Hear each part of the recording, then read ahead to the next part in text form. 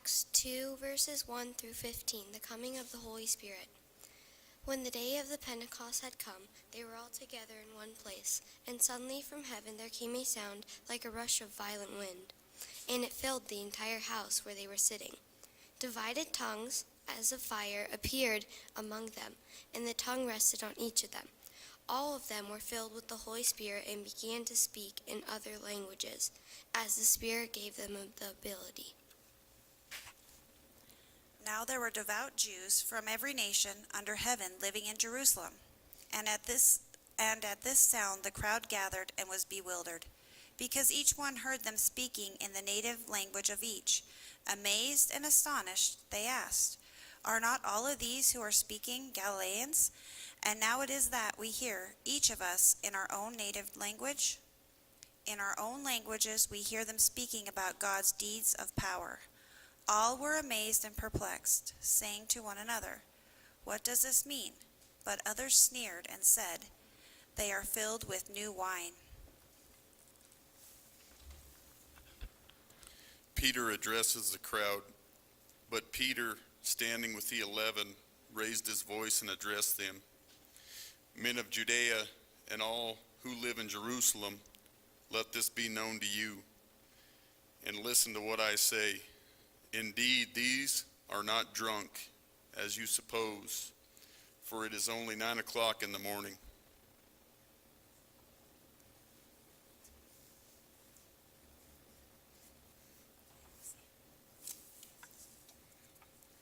This is the word of God for the people of God. Thanks be to God. Amen.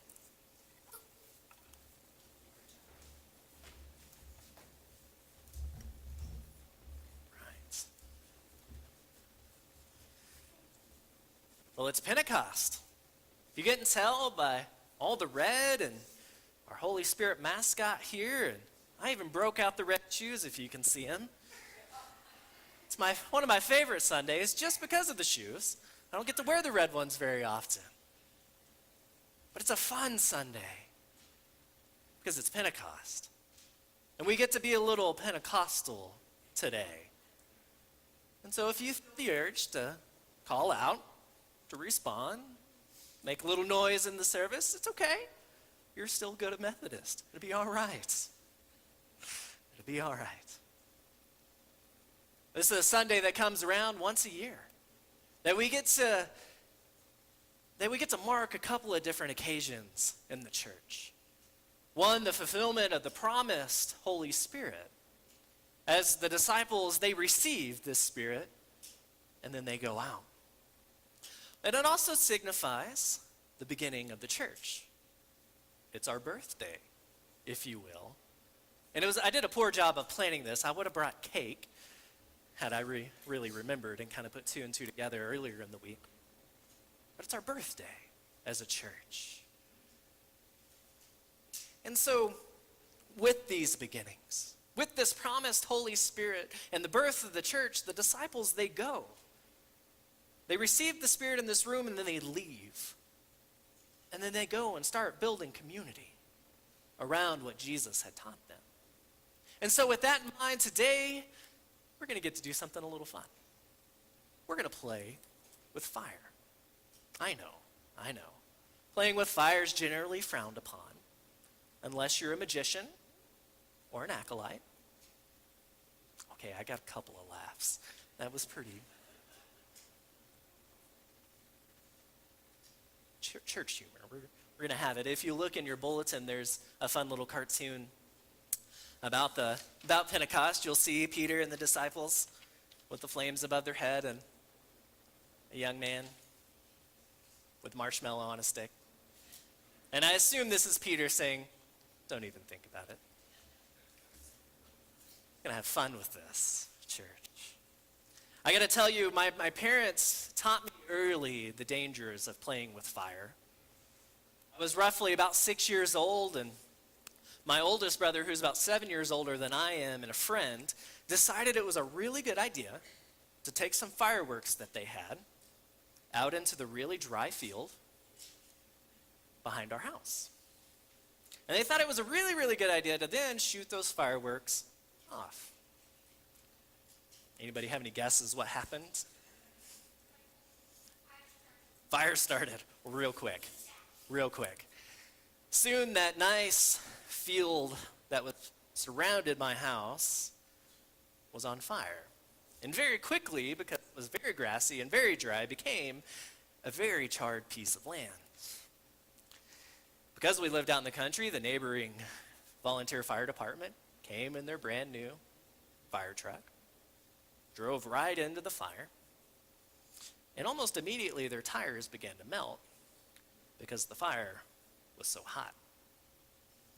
So a couple people learned lessons. I learned not to play with fire. The fire department learned not to drive their truck into the fire because it was left there for a couple of weeks because it had burned to the ground.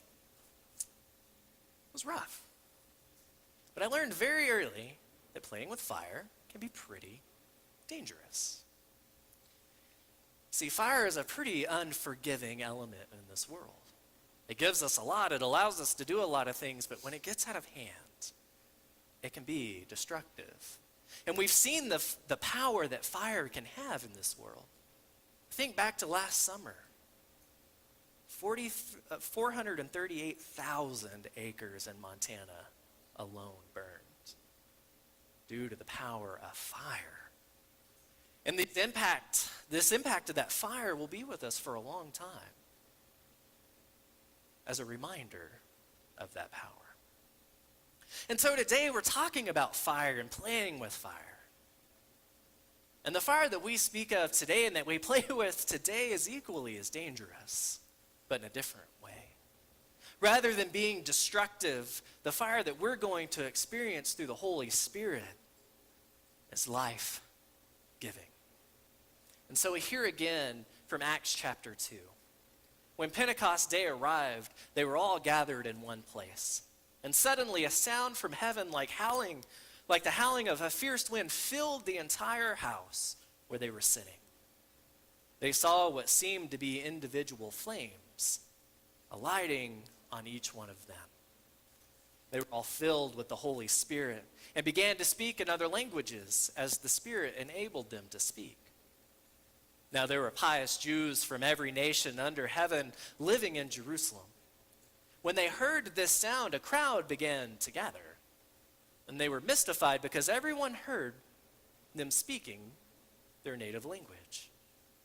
And they were surprised and amazed, saying, "Look, aren't all these people who are speaking Galileans? Every one of them. How then can each of us hear them speaking our native language?" This is the first time they get to experience this Holy Spirit. And it does this amazing thing, and something I want us to not do. I want us to, we don't need to confuse this promise of the Holy Spirit only with these prophetic moments, like with the disciples here. See, the promise of the Holy Spirit is this promise that we'll never be alone in this world. It's this fulfillment of Jesus' promise that God will always be with us. No matter where we go, no matter what we do, God is not only with us, but God is already at work where we're going and in what we're doing. And we are simply joining God there through this Holy Spirit in this grace-filled work here and now. So here now in verse 11. We hear them declaring the mighty works of God in our own languages. They were all surprised and bewildered. Some asked each other, "What does this mean?" Others jeered at them, saying, "They're full of new wine," which means they thought they were drunk. They got to be drunk. That's the only explanation to this, right? And here's the thing. The disciples, they received this Holy Spirit. They go out into public, and they begin to preach in these multitude of languages. Languages they didn't know. And because of it, a crowd begins to gather. And they quickly begin to wonder, what in the world is going on with these people?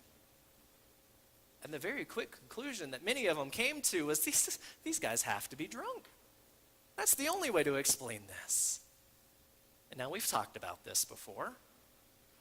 What it looks like to be so passionate about how God is at work in you and in the world around you that the people around you go, "What in the world is going on?"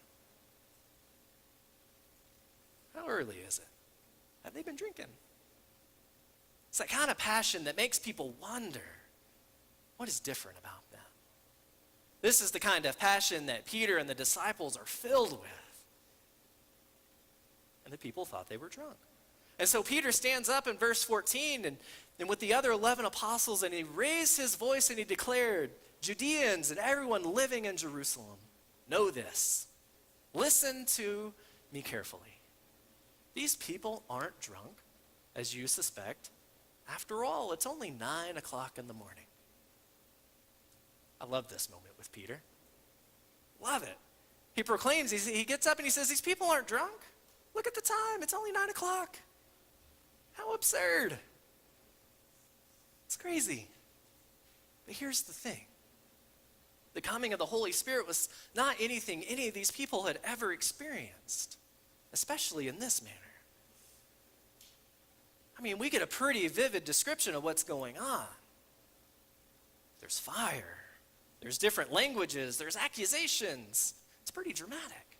There's a lot going on here. A crowd begins to gather. It's almost a spectacle. And the disciples, well, they're on fire. The fire of the Holy Spirit is upon them. And this is a pretty big responsibility for the disciples, playing with this Holy Spirit fire. But not in a destructive way. In a grace-filled and loving way. They begin to leave their building, the room in which they received the Spirit, and they go out into the world, sharing the good news of Christ, knowing that in fact they are not alone. Christ is with them. For us, we play with the same fire. The same fire of the Holy Spirit calls us out into this world to join God at work. And as Methodists, we believe that we are called to go out into the world. John Wesley wrote, "Upon all the world is my parish." See, he's offering an expansive view of ministry. Wesley reminds us not to be stuck thinking that God only shows up inside the church or inside four walls or whatever little box we like to put God in. God's presence and activity encompasses the whole world to the ends of the earth, Wesley said. So the ministry and the mission of the church are possible, necessary, everywhere. And so what does the promise of the Holy Spirit look like for us, for you and me? See, for the disciples and for us, the Holy Spirit is calling us out into this world to go. And for each of us, the world is different. We see the world through different eyes, through different lenses and experiences. And we have to know that and understand that, and that's good. Because if we all saw the world the same, we'd just go to the same little place and hide over here or do the same things. Nothing would ever get done. So the world for some people are the people that are right around you. Your friends, your families, your neighbors. For others, we find the world in food pantries and clothing closets where people come to gather that are marginalized. For some, the world is welcoming at the outsider, welcoming them in to the community, to your homes, to your family. For others, the world is the people who walk in the church doors. For others, it's walking into somebody else's door, maybe through a bar or a coffee shop or into someone's home. Maybe the world is nature when you go out and you encounter people in the most unlikely places. And of course, there are people who are called to go literally across the world. In reality, the world is anywhere. And everywhere we would encounter a person who is in need of God's redemptive love and grace. We can do that. The opportunities are endless. They're infinite in number. We experience them each and every day, but our eyes have to be open. We have to be paying attention. And the Holy Spirit allows us, encourages us to do that. That's what John Wesley is getting at. To not get stuck in this rut of experiencing God in only one way. When we put God in this type of box, we keep God for ourselves. When we just keep God within the four walls of the church or within the walls of our own hearts, very quickly the outside world is going to stop caring. They're going to stop listening to what we as the church have to say. If we just keep God in this little box and keep him to ourselves. But the Holy Spirit is calling us beyond the walls of the church, beyond the walls of our hearts, or whatever little box we put God into. If the world is our parish and we are called out into this world to go and encounter people where they are, we have a big job, don't we, church? The Holy Spirit gives us big shoes to fill, but we are not alone. These opportunities are around us each and every day, every moment. People who are in need of God's redemptive love and grace, look at them in the eyes each and every day. Who are these people? Well, church, I'm glad you asked. That's a great question for this morning. How do we know people are actually in need? Well, I'll let you in a little secret. It's everyone. It's all of us. It's you. It's me. It's the person sitting beside you in the pew. It's the person that's going to be in front of you buying chicken at the grocery store after church. It's the person that sits beside you at the bar or the coffee shop. It's your family. It's your Facebook friends. It's the kids at school. It's the person you need to forgive or to forgive yourself. It's the people sitting in prisons, and it's people sitting across the world, and on and on and on. We are all in need of God's love and grace. Every last one of us. And the Holy Spirit reminds us of this fact, that we are not perfect people. Thank God. Life would be pretty boring. We are not holier than thou just because we gather in this place. We are human. We need God, just like everyone else. Embrace that. Because when we embrace that reality, and we're vulnerable in that truth, then we see people the way God sees people. Then the fire of the Holy Spirit begins to burn bright in us. And those are the moments that we truly open ourselves to hear this call by God to go out into this world, and we see clearly who and where that call is. And it's different for each and every one of us, and thank God it is. Because this world we live in, we're finding more and more often is not very pretty. We've already mentioned it this morning. Yet another, I hate that word, another school shooting. We see needless violence on the news, on our phones, in our papers, day in and day out. Beloved humans losing their lives. And it's hard. There are countless people who are waking up today trying to figure out what is going on. This is the world that you and I are called to. In church, we are playing with fire. The fire of the Holy Spirit, and do not be afraid to play with it. When was the last time you let that fire spread? When was the last time you went out into this world and caught it on fire? See, this fire of the Holy Spirit has the potential and will change the world. But are we willing to catch fire with it? The Holy Spirit is already calling us to join God in his work. And I'm going to leave you with this question today. Are Are you willing? Are you willing to go and set this world on fire? Today, tomorrow, and the next day.